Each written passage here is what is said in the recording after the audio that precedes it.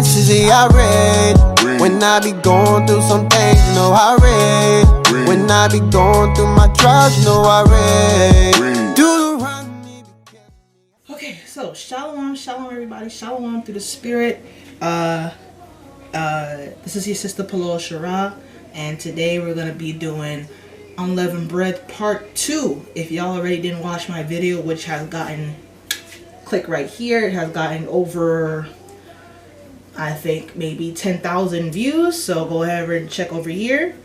Right, so we're gonna get right into this recipe, making it for my congregation. Shout out to HOY New Jersey. So I'll be making unleavened breads, same way, somewhat different.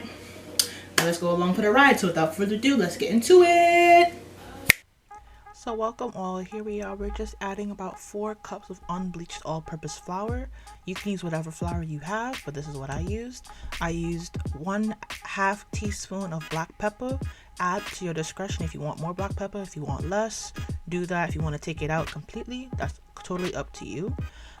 Then I had a combination of onion powder and garlic powder, but if you have separate entities, you just add a dash of both. I added 2 teaspoons of thyme leaves, and you can completely leave out the thyme leaves, add more. I added 1/4 teaspoon of basil.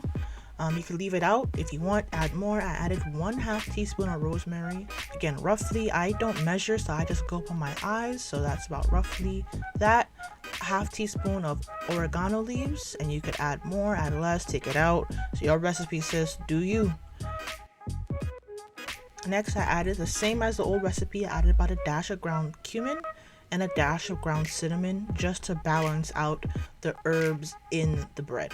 Then I added about 1.5 tablespoons of sea salt. You could use table salt, iodized salt, kosher salt. Be careful of the salt, high blood pressure. And then I use about 3 tablespoons of sugar. You could use white sugar, maple sugar, whatever you want to use. And just to balance out all the flavors. Then we're gonna mix all the dry seasonings well.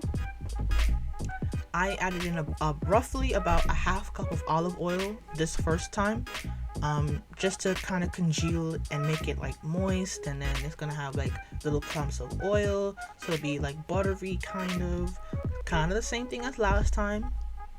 And you just mix, and you want to check the consistency if it needs more oil. Mine needed a little bit more oil, so I added a little bit more oil, and you just keep mixing. Then here comes the difference. We're gonna add about 2 or so cups of warm to hot water, and I use warm to hot water because it makes it more moist. It kind of keeps it together, and it's gonna make it like warm and like just really soft. So you just mix and then check the consistency with your eyes, with your hands, and see if you need to add more water. I needed to add more water, about a cup or so of more warm to hot water, and you just mix, and then it's going to start to kind of clump up on its own. Once it clumps up on its own as it's doing now, then it'll be the time to knead. It's kind of like bready, mealy, flaky. This is the time to knead. So you just knead it together, push and fold, and you keep kneading until it forms a nice consolidated ball, as you'll see shortly. Like so, like that, boom. Then I just sprinkle like a little bit of oil, like maybe like a teaspoon, a little bit of oil, just to keep it moist so it doesn't stick to the bottom of the pan. And mind you, I did this the night before the Passover because I had school that day, and I had school the Thursday night. So you just cover with plastic wrap, and I put it in the fridge, but it's advised to do it right away.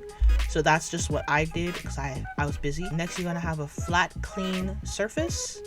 Flour, I plop down my bread, your rolling pin or a wine bottle, and you're going to knead it just to get it pliable and flexible again. Once you do that, then you're going to start to cut it. And I use a cleaver. You can use a baker's knife or a bread scraper, whatever you call it, and cut the bread. I cut it into halves, then quarters, then eighths. And I think I cut it even smaller than that, but I'm not sure the measurement for what's smaller than an eighth. There's this new technique that I'm kind of like palming and rolling it in my hands. Like You want it to form like a tower when you twist your hands. And as you see, I'm rolling it in one direction, not the band. If I'm going up, I'm going up. If I'm going back, that's what it is. So, and I'm manipulating the dough and moving it and turning it and making sure my surface is floured. Everything is floured so it doesn't stick, and I'm rolling it in one direction. You can make it however thick you want it, however thin you want it, but I had mine about maybe about a 1/4 inch thick. And I'll show you guys how I did the new technique of like rolling it.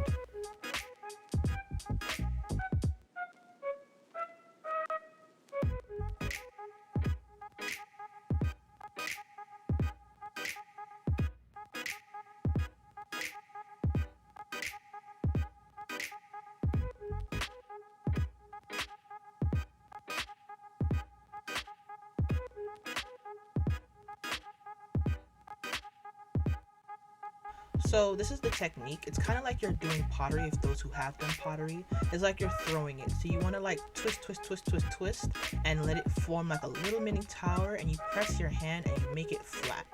So that's what I do. And then again, I'm flouring and just keep moving it, turning it, flipping it, and rolling it to my desired thickness. Again, it's not gonna be perfect. You know, it's not gonna be a perfect loaf, but it's about a 1/4 inch thick. Then I just added in with a little brush of oil, sometimes no oil, and let it just stay until it browns. And then there's the unleavened bread. I poke it because by his stripes you are healed. All praise to the Most High. The unleavened breads are done. I'm gonna get a taste test for y'all. So this is the one I rolled out flat.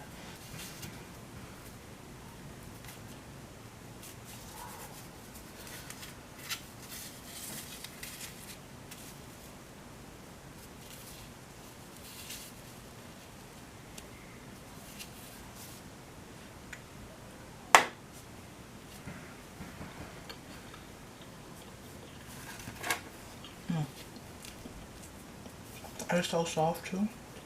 Super easy. Verse 27, that ye shall say, it is the sacrifice of the Lord's Passover. What are we going to say to the children? It is the sacrifice of the Lord's Passover. When I be all up in them scriptures, no, them demons can't get in it.